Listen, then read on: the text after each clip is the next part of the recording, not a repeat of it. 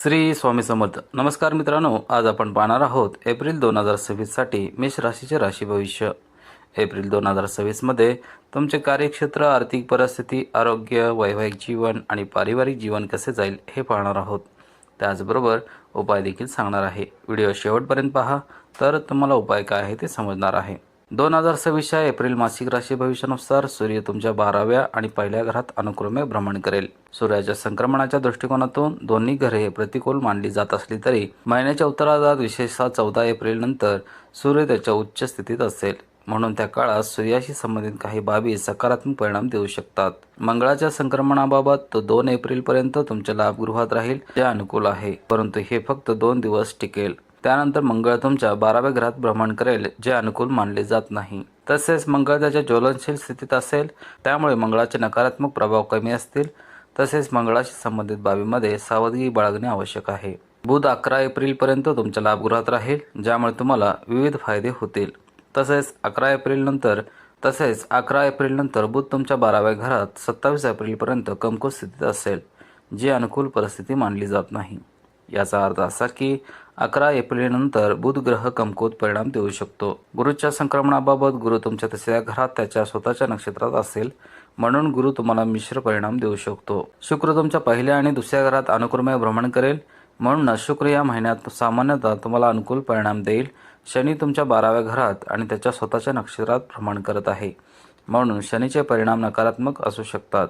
परंतु 22 एप्रिलपर्यंत शनी अधोगतीमध्ये राहील, म्हणून नकारात्मक प्रभाव कमकुवत राहू शकतो, म्हणजे शनीचे प्रतिकूल परिणाम होऊ शकतात. तसेच नकारात्मक प्रभाव किरकोळ असेल, जो तुम्ही परिश्रमाने नियंत्रित करू शकता. राहू तुमच्या लाभ घरास त्याच्या स्वतःच्या नक्षत्रात भ्रमण करेल. साधारणपणे ही एक खूप चांगली परिस्थिती मानली जाते. याचा अर्थ असा की राहूच्या संक्रमणातून तुम्हाला अनुकूल परिणामाची अपेक्षा करता येते. केतू 5व्या घरात त्याच्या स्वतःच्या नक्षत्रात भ्रमण करेल, परिणामी केतू अनुकूल परिणाम देऊ शकेल. सर्व ग्रहांच्या स्थितीचा विचार करता एप्रिल 2026 महिना तुमच्यासाठी मिश्र परिणाम घेऊन येऊ शकतो. या महिन्याच्या विविध पैलूचा तपशिलावर अभ्यास करूया. प्रथम एप्रिल 2026 तुमच्या करिअरसाठी कसा असेल यावर चर्चा करूया. कार्यक्षेत्र. एप्रिल मासिक राशीफल 2026 नुसार तुमच्या कामाच्या ठिकाणी स्वामी ग्रह शनी 12व्या घरात आहे आणि तो मावळत आहे. शनी 22 एप्रिलपर्यंत अस्त राहील, त्यामुळे तुम्हाला कामात अडचणी येऊ शकतात. खूप धावपळ होऊ शकते आणि कामे अपेक्षित वेळेपेक्षा जास्त वेळ घेऊ शकतात. तुम्ही तुमच्या कामगिरीवर थोडे असमाधानी असू शकता. व्यवसायाच्या बाबतीत 11 एप्रिलपूर्वी महत्त्वाची कामे पूर्ण करणे उचित ठरेल. तुमच्या व्यवसायात इतर ग्रहाकडून तुम्हाला लक्षणीय पाठिंबा मिळत नसला तरी बुध महिन्याच्या सुरुवातीपासून 11 एप्रिलपर्यंत पाठिंबा देऊ शकतो. म्हणून ही अनुकूल स्थिती लक्षात ठेवून 11 एप्रिलपूर्वी महत्त्वाचे निर्णय घेणे शहाणपणाचे ठरेल. 11 एप्रिलपूर्वीचा काळ नोकरीशी संबंधित बाबींसाठी देखील अनुकूल असेल. या काळात तुम्ही तुमचे ध्येय सहजपणे साध्य करू शकाल आणि तुमच्या वरिष्ठाकडून प्रशंसा मिळवू शकाल.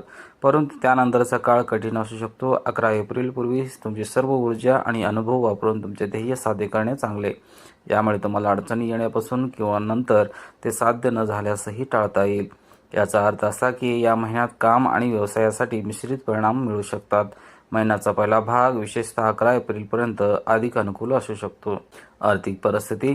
एप्रिल मासिक राशीफल 2026 नुसार नफा घराचा स्वामी असलेल्या शनीची स्थिती फारशी अनुकूल नाही, परंतु नफा घरात बसलेला राहू तुमच्यासाठी काही प्रमाणात फायदेशीर परिस्थिती निर्माण करू शकतो. बुधचे संक्रमण देखील 11 एप्रिलपर्यंत स्वतःहून तुम्हाला लाभ मिळवून देण्याचा प्रयत्न करेल.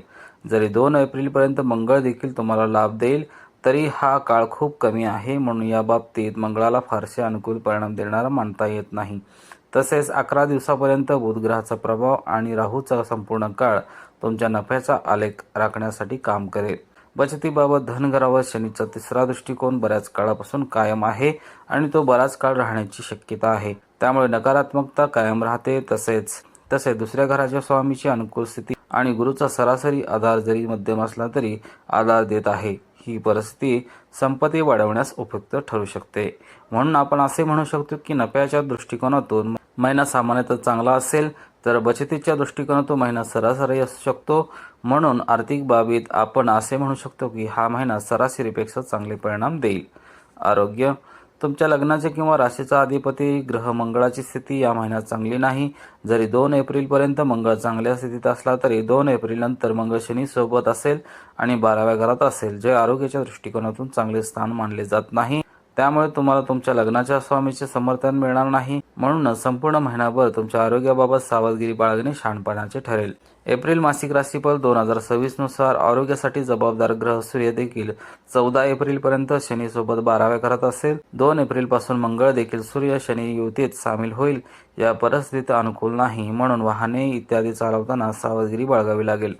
14 एप्रिलनंतर सूर्याचे भ्रमण तुलनेने चांगले असेल. पहिल्या घरात सूर्याचे भ्रमण अनुकूल परिणाम देणारे मानले जात नसले तरी ते मागील भ्रमणापेक्षा चांगले परिणाम देईल. 6व्या घराचा अधिपती ग्रह बुध 11 एप्रिलपर्यंत अनुकूल आहे, परंतु त्यानंतर बुधाची स्थिती देखील खराब राहील. ग्रहांच्या स्थितीमुळे या महिन्यात तुम्हाला तुमच्या आरोग्याबद्दल विशेष काळजी घ्यावी लागेल. जर तुम्ही सतर्क राहिलात तर आरोग्याच्या समस्या उद्भवणार नाहीत. जरी त्या झाल्या तरी त्या किरकोळ असतील, कारण 11 एप्रिलपर्यंत तुम्हाला बुध ग्रहाचा पाठिंबा मिळत आहे. 14 एप्रिलनंतर सूर्य तुलनेने चांगले परिणाम देण्यास सुरुवात करेल. म्हणून जे लोक योग्य आहार घेतात आणि आरोग्य स्थितीचे पालन करतात ते त्यांचे आरोग्य राखू शकतील. प्रेम आणि विवाह. तुमच्या 5व्या घराचा अधिपती सूर्याची स्थिती 14 एप्रिलपर्यंत अनुकूल नाही. त्यामुळे या काळात तुम्हाला तुमच्या प्रेमसंबंधामध्ये काही अडचणी येऊ शकतात. दूरच्या नातेसंबंध असलेल्यांना कोणतेही मोठे नकारात्मक परिणाम भोगावे लागणार नाहीत, परंतु इतरांकडून थोडीशीही निष्काळजीपणा तुमच्या नात्यात कलंकित करू शकते.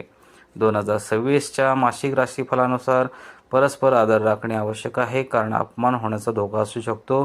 तसेच शुक्राचा अनुकूल प्रभाव कायम राहतो. त्यामुळे ज्यांना सामान्य प्रेम आहे त्यांना कोणतीही समस्या येणार नाही, परंतु जे निष्काळजी किंवा अनियंत्रित आहेत त्यांना काही अडचणी येऊ शकतात.